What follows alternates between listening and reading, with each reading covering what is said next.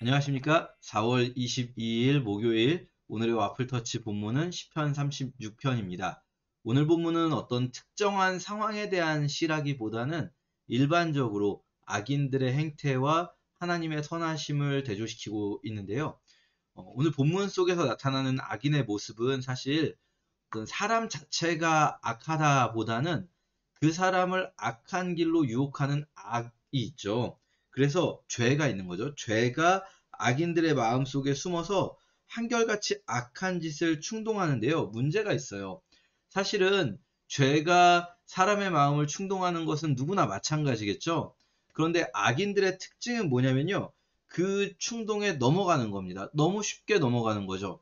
왜냐하면 2절에 이렇게 나옵니다. 그들이 왜 그 죄에게 넘어갈 수 있냐면 그들은 자기들의 죄가 드러나지 않을 것이며 그 죄의 대가도 받지 않을 것이라고 스스로 생각한다라고 말합니다.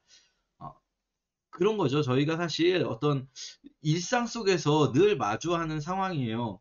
이게 나한테 조금 이득이 되지만 이거 옳지 않을 것 같고 반면에 이쪽이 나에게 조금 이득이 안 될 수 있는데 그래도 이게 옳은 일이다 할 때 우리가 여기서 굉장히 갈등을 하게 되잖아요. 문제는 뭐냐면 그래도 우리가 악한 길을 선택하지 않을 때에는 아유 뭐 우리가 정말 선해서라기보다도 이 걸리면 어떡해 뭐 이런 마음 있지 않습니까? 뭐 이 걸린다라는 것이 어떤 일반적인 법에 걸리고 뭐 경찰한테 걸리고 이걸 생각해서 저희는 보통 그 악한 길을 포기할 때가 많은데 사실 하나님을 믿는 사람이라면 하나님께서 보고 계신데 어떻게 내가 이렇게 할 수 있겠나 이런 생각을 좀 해볼 필요가 있죠. 문제는 뭐냐면요. 악인들은 거기서 그 지점에서 걸리지 않을 거라고 생각을 하는 거예요. 걸리지 않을 것이다. 사실 걸릴 거라고 생각하면 누가 나쁜 짓을 하겠습니까? 쉽지 않죠. 근데 이들은 걸리지 않을 거라고 생각해요. 심지어 하나님께도 걸리지 않을 거라고 생각해요. 왜냐하면 하나님은 이런 일들에 크게 막 하나님이 개입하시지 않을 거다라는 생각이 있는 거죠. 하나님이 개입하지 않을 거다라는 생각을 가진 사람들이 악을 선택하게 된다는 것입니다. 자, 그래서요, 4절에 보면 그들은 잠자리에 누워서 악한 일을 곰곰이 생각하고 죄악의 길에 자신을 맡겨서 악을 거절하지 않습니다.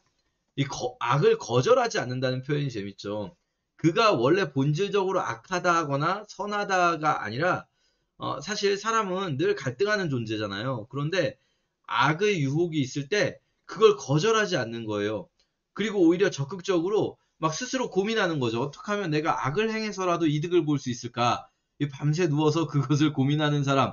이거 마치 아합이 침상에 누워서 나봇의 포도원을 뺏을 것을 고민하고 또 미가서 2장에서도 이 악인들이 이 침상에 누워서 다른 사람의 땅을 어떻게 좀 뺏어볼까 고민하는 그런 모습을 떠올리게 합니다.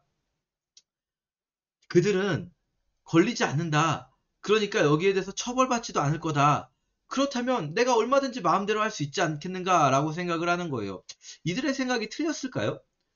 물론 긴 시간표, 하나님의 긴 시간표에서 보면 분명히 틀린 걸 거예요. 우리가 이 지금의 삶이 모든 것이 아니고 지금의 삶 이후의 삶까지 생각을 한다면 분명히 틀린 거겠죠. 근데 사실 거기까지 생각 안 하고 진짜 여기까지만 지금 현실의 삶만 생각했을 때 그러면 어쩌면 실제로 그런 일이 일어나기도 하잖아요. 우리 시편에서 많이 보게 되는 게 거기에 대한 한탄 아니겠습니까?